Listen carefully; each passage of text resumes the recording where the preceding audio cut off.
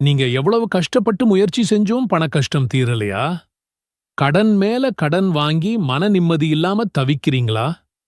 நம்ம தேவைக்கு அடுத்தவங்க முன்னாடி போய் கையேந்த வேண்டிய நிலைமை வந்துருச்சேன்னு வேதனைப்படுறீங்களா? கவலைப்படாதீங்க. அல்லாஹ்வின் கருணை ரொம்ப பெரியது. அந்த கருணையோட ஒரு வடிவம்தான் நம்ம நபி ஸல்லல்லாஹு அலைஹி வஸல்லம் அவங்க நமக்கு சொல்லிக் கொடுத்த துஆக்கள்.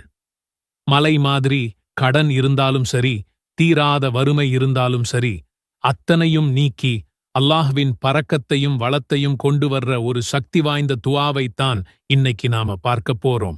இது வெறும் வார்த்தைங்க இல்ல, இது நபி ஸல்லல்லாஹு அலைஹி வஸல்லம் அவங்க காட்டுன வழி. இன்ஷா அல்லாஹ் இந்த துஆ உங்க வாழ்க்கையில ஒரு பெரிய மாற்றத்தை கொண்டு வரும்.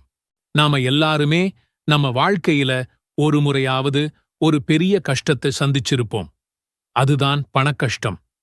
நம்மளோட தேவைகளை கூட பூர்த்தி செய்ய முடியாம தவிக்கிறது, அடுத்த வேளை சாப்பாட்டுக்கு என்ன பண்றதுன்னு யோசிக்கிறது, பிள்ளைகளின் படிப்புச் செலவு, திடீர்னு வர்ற மருத்துவச் செலவு, கழுத்தை நெரிக்கிற கடன், இந்த மாதிரி பிரச்சனைகள் நம்ம நிம்மதியையே மொத்தமா குலைச்சு போட்டுடும். நம்ம ராப்பகலா உழைப்போம், ரொம்ப கஷ்டப்படுவோம். ஆனா சில நேரங்கள்ல அந்த பண நெருக்கடியிலிருந்து வெளிய வரவே முடியாத மாதிரி ஒரு உணர்வு வரும்.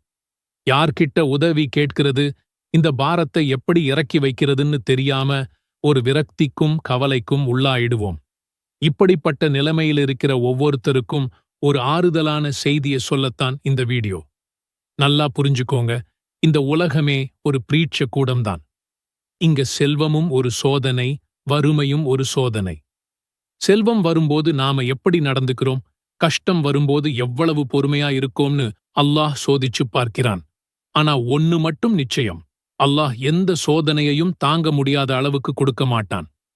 அதுல இருந்து வெளியே வர்றதுக்கான வழியையும் அவனே காட்டுவான். பணக்கஷ்டம், கடன், வறுமை எல்லாத்துல இருந்தும் விடுதலை கொடுத்து நிம்மதியான ஒரு வாழ்க்கையை வாழ நபி ஸல்லல்லாஹு அலைஹி வஸல்லம் அவங்க கத்துக் கொடுத்த அந்த அற்புத துஆ. இந்த துஆ ரொம்ப ஆதாரபூர்வமான ஹதீஸ் புத்தகமான ஸஹீஹ் முஸ்லிம்ல 2721வது ஹதீஸா பதிவு செய்யப்பட்டிருக்கு. அல்லாஹும்ம இன்னி அஸ்அலுகல் ஹுதா வத்துகா வல் அஃபாஃப வல் கினா. யா அல்லாஹ், நான் உன்னிடம் நேர்வழி, இறையச்சம், கண்ணியம் மற்றும் தன்னிறைவு செல்வம் ஆகியவற்றைக் கேட்கிறேன். இந்த துஆவுல 4 விஷயங்கள் கேட்கப்படுது. அதுவும் சும்மா ஏனோதானோன்னு இல்ல, ஒரு அழகான வரிசையில கேட்கப்படுது.